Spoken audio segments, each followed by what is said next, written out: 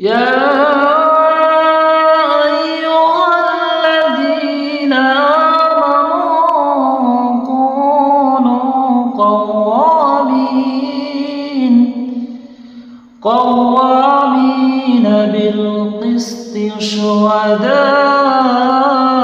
لله ولو على أنفسكم। হে মুমিনগণ, তোমরা ন্যায় বিচারে দৃঢ়ভাবে প্রতিষ্ঠিত থাকো, আল্লাহর জন্য সাক্ষ্য দাও, যদিও তা তোমাদের নিজেদের বা আত্মীয়দের বিরুদ্ধে হয়। এই আয়াতে আল্লাহ তাআলা সমাজে ন্যায় বিচার প্রতিষ্ঠার নির্দেশ দিয়েছেন।